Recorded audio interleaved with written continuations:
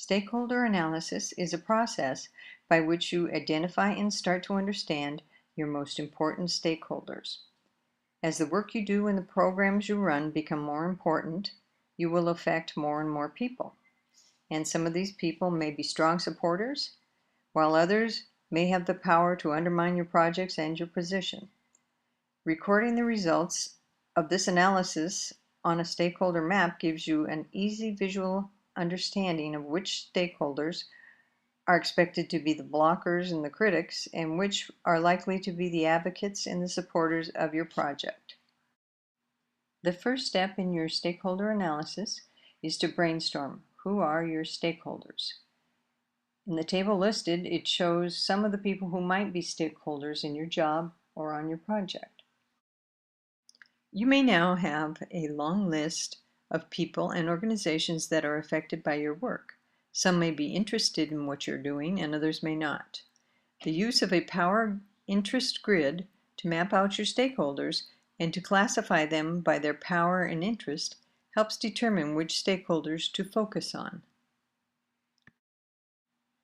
You need to know how your key stakeholders are likely to feel about and react to your project.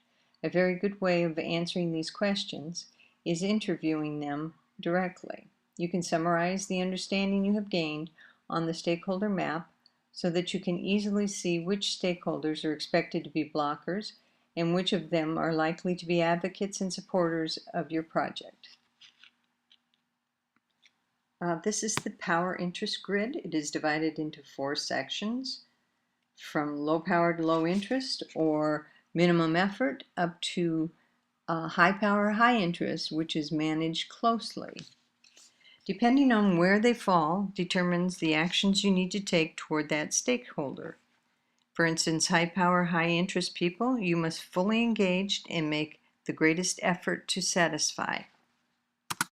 You can summarize the understanding you have gained on the stakeholder map so that you can easily identify the stakeholders who are expected to be blockers or critics, or the stakeholders that are likely to be advocates or supporters.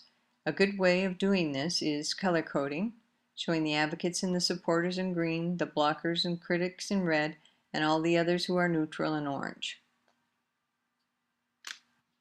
One of the strengths of using this stakeholder analysis is by communicating with the stakeholders early and frequently. You can ensure that they fully understand what you are doing and understand the benefits of your project. And one of the limitations would be the amount of time involved and the personnel needed to contact these stakeholders, interview them, and learn how they feel about your new project. This analysis would be very helpful to Live Astride Foundation as they expand their programs. The analysis will prioritize their efforts when trying to identify the most important stakeholders who can promote and support them in the fulfillment of their mission.